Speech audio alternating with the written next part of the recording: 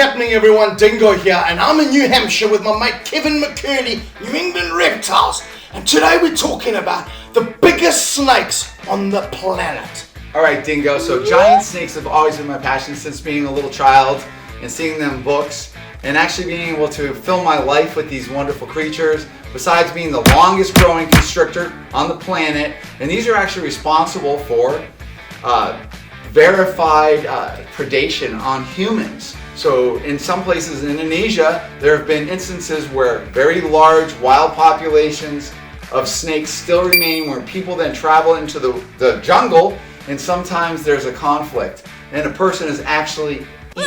And it's actually true. It has actually happened, not often, but places like Sulawesi.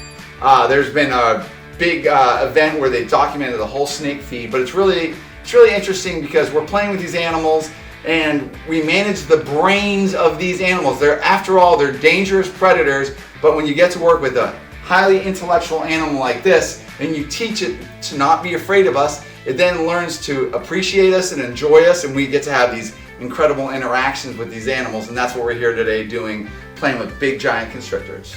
Reticulated pythons, record snakes, the longest snakes on the planet, up to 30 foot is the record, and the only snake in the world proven to be an adult human eater. That's right, snakes like this guy over here, when he gets a bit bigger, are the only snakes on the planet proven to eat people out in places like Indonesia and Southeast Asia. Alright, with these giant constrictors, you have to be on point. This is not a snake for a novice snake keeper. You really have to know there's a lot of involvement and dedication for the longevity of the animal, the health of the animal, and also for your safety. Very, very important understanding the brains of these animals. These are predators, and we have to interact with them just like venomous, with our brains, because we don't want to have any problems. But I have lots of big snakes here, and I have a lot of employees, and if you abide by some of the basic rules, which we're actually going to go over a little bit, you can manage these animals wonderfully and you don't have problems. So we have to be super careful when working with these snakes, that we don't only not get eaten, but that we don't get bitten as well, because I don't feel like going to the emergency room today. But reticulated pythons aren't the only giant snakes that Kevin has. He's got these monsters here too, the green anacondas, the anaconda of nightmares, the anaconda of movies. Now a lot of people think that these snakes here will hunt down a boat and eat everybody on the boat. Not at all. They're actually big, beautiful sweethearts. They just sometimes want to kiss. Kevin's had the luxury and the privilege of breeding these beautiful snakes, spending a lot of time with them and socializing them like this. Alright guys, contrary to what you actually think, green anacondas are really not a man-eater. There's no documented cases ever. You know, we watch movies like Anaconda and that's just all nonsense. At the very least, they could nibble on a couple kids, but they just don't have the size. They're the largest bodied, but they're not the longest. And true giants are rare, and as we infiltrate the earth, true giant reticulated pythons or green anacondas are less and less every day because we're invading their environments and we kill what we fear. How about we go feed some giant snakes? Alright, feeding time now. So look at this beautiful girl. You can see she can smell there's food in the room now. We brought the food in. She can smell it, but she's still intelligent enough to know I'm not food now. Kev's going to bring in a guinea pig for us. Yep. And look at that. And that's the constriction we're talking about. And then it's super. And the brain. Oh, yes, and the brain. The brain. So she could figure out I wasn't food. I didn't smell like a guinea pig. But you have to be very careful in these situations because these other retics now picking up the scent of guinea pig. And they're going to come over. So if I go there and they mistake it by accident, they're going on smell, this snake big enough to kill me, and I've seen Kevin's arms. I really doubt Kevin's arms are strong enough. 2-on-1! A reticulated python for my neck. Here's our next reticulated python. Here comes Kevin with the guinea pig. And you'll see now she's changing. Yeah. Alright, so she got excited and I stimulated her by touching her. And she didn't get my sweet fart. Look at that. Alright, now what she's doing, she's bitten onto herself. What a wally. And but she's as tough as woodpecker lips. It's not hurting her, otherwise she'll let it go. And what she thinks she's got there, she thinks she's got a guinea pig. The more she moves, she's confusing herself. that it's a guinea pig.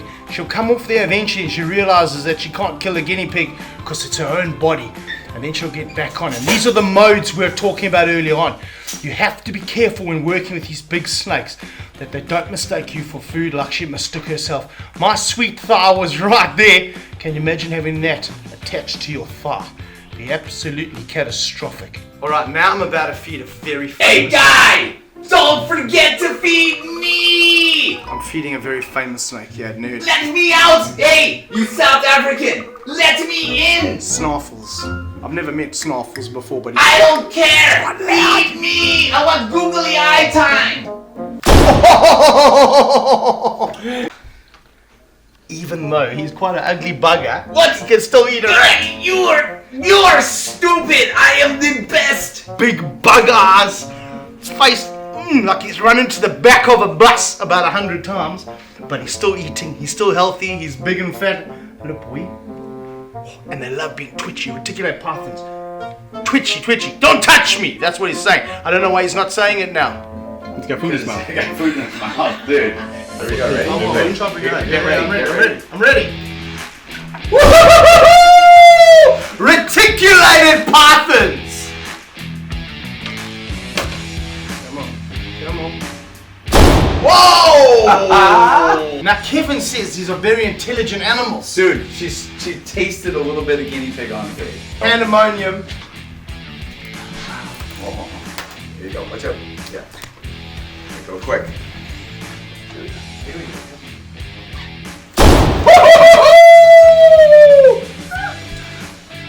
Who doesn't love feeding reticulated pythons? We've got one in the back still biting itself.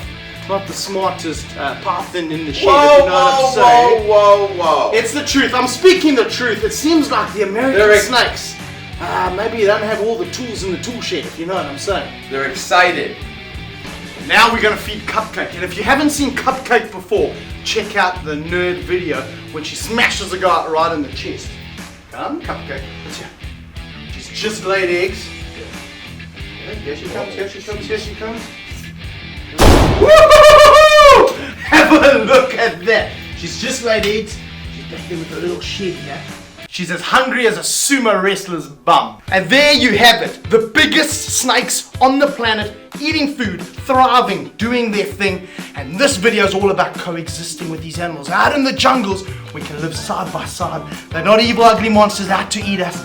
They just want to live like all of us do. We'll see you next time. Big shout out to Kev and the Nerd Guys. Bye, guys. Follow them, link down below. Dingo out. Thanks for watching. I hope you enjoyed the video. Make sure you subscribe to the channel and check out our other playlists for lots of other content.